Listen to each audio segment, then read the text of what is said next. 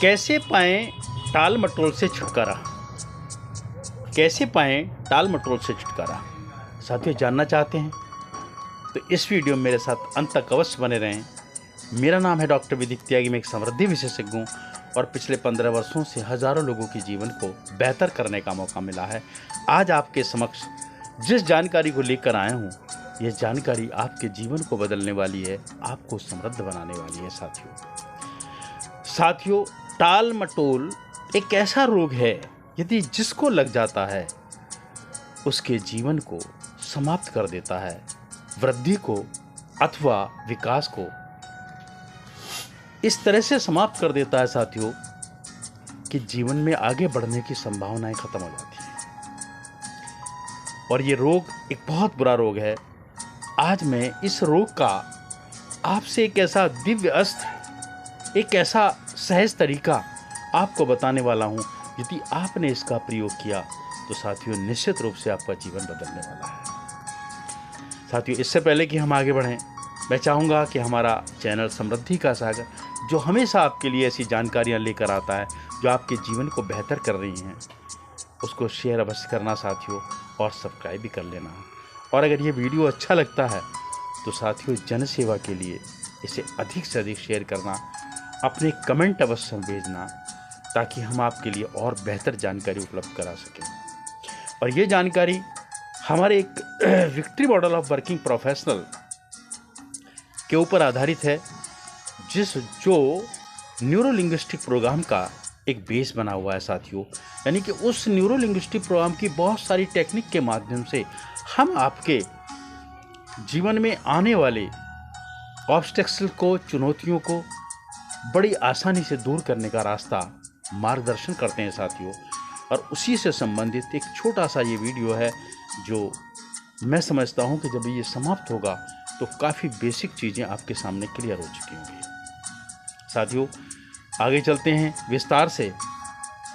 यदि हमें इस टाल मटोल से बाहर आना है तो साथियों आपको प्रमुख 5 टिप्स पर काम करना होगा, उनको अपने मस्तिष्क में रखना होगा और उन पे आपको ध्यान देना होगा साथियों।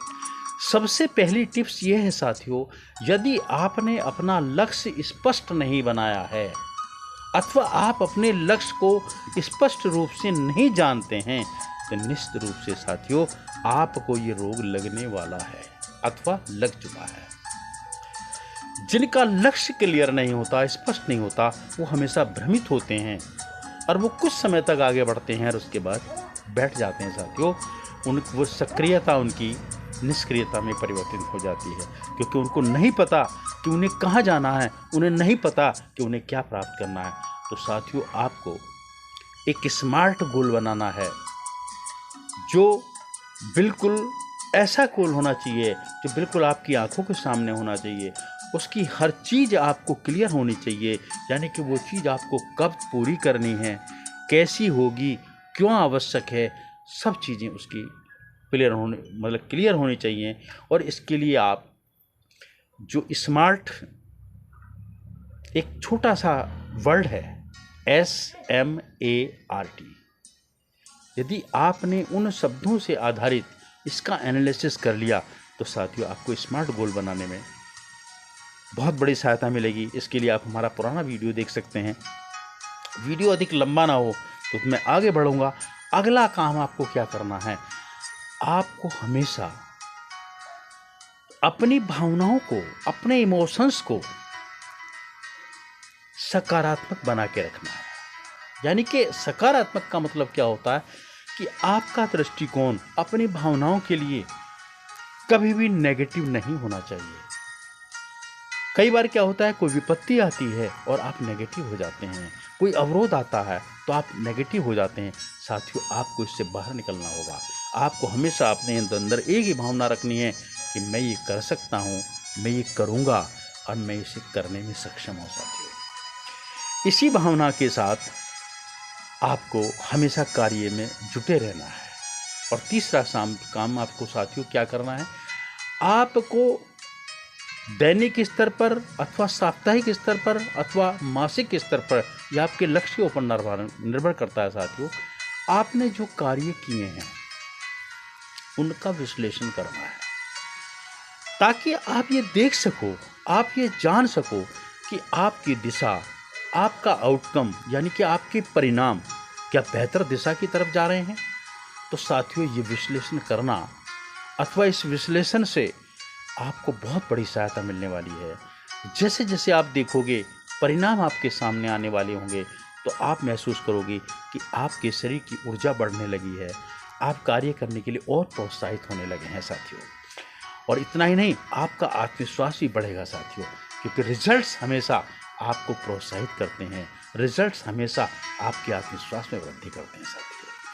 और साथियों, इनका विश्लेषण करने के बाद आपको अगला काम क्या करना है, ये इतना आवश्यक है, इसके बिना साथियों कोई भी कार्य संभव नहीं है। और वो चौथा पॉइंट क्या है साथियों, कि आपको हमेशा उत्साहित रहना है, यानी कि आपके अंदर इतना एक्साइटमेंट होना चाहिए साथियों कि सामने वाले को ये लगे कि आप अपने उस कार्य को लेकर कितने ज़्यादा उत्साहित रहते हैं। कि जितने उत्साहित आप होंगे साथियों, निश्चित रूप से आपको उतने ही अच्छे परिणाम मिलने वाले हैं। यदि आपने अपने उत्साह को खो दिया, अपने एक्साइटमेंट को खो दिया, तो साथियों निश्चित मानिए कि आपको ये टाल मटोल की जो बीमारी है और तेज़ी से प्रभावित करने वाली है, आपके कार्यों को प्रभावित करने वाली है और आपकी समृद्धि को प्रभावित करने वाली है। तो साथियों, हमेशा, क्योंकि जब आप एक्साइटमेंट की अवस्था में होते हैं तो आपके शरीर के अंदर, आपकी बॉडी के अंदर और आपकी इवन आपके ब्रेन के अंदर ऊर्जा का एक ऐसा प्रभाव होता है जो तेज़ी से आपकी सफलता को अर्जित करने में आपकी मदद करता है। छोटा सा उदाहरण मैं आपको देना चाहूँगा इस विषय में। आपको जब कोई बड़ी छलांग लगानी होती है, अथवा क्रिकेट का बॉल आपने देखा होगा, एक क्रिकेटर जब बॉलर बॉल फेंकता है तो बॉल फेंकने से पहले आपने देखा होगा वो अपने बॉलिंग मार्क तक एक लंबी दूरी तक रेस लगाता है, भाग कर आता है, अथवा अपनी शरीर को ऐसे एक्शन मोड में लाता है जहाँ पर उसकी फॉर्म हाइपर एक्साइटमेंट की अवस्था होती है, और वो तब बॉल को फेंकता है साथियों। और साथियों, जानते हैं क्या होता है, वो एक्साइटमेंट की ऊर्जा उस बॉल के अंदर आती है और उसकी गति को, उसके प्रभाव को इतना विस्तृत बना देती है, प्रभावी बना देती है कि बड़े से बड़ा बैट्समैन भी चूक जाता है साथियों, उसको आउट होने में देर नहीं लगती। ठीक इसी तरह से जब आप एक्साइटमेंट बनाए रखते हैं तो आपके परिणाम हमेशा अच्छे आते हैं, और अच्छे परिणाम आपको हमेशा उस टाल मटोल की जो अवगुण है उससे आपको बाहर निकालेंगे।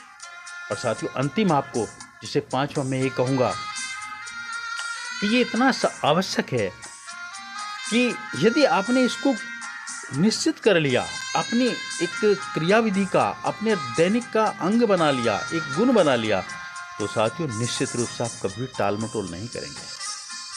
और ये साथियों क्या है, ये है आपकी संवेदनशीलता। संवेदनशीलता साथियों, जितनी संवेदनशीलता आपके अंदर होगी साथियों, उतनी आपकी सहनशीलता होगी। यानी कि जो अवरोध भी आ रहे होंगे आपके सामने, आप वो अवरोध आपको कभी प्रभावित नहीं करेंगे।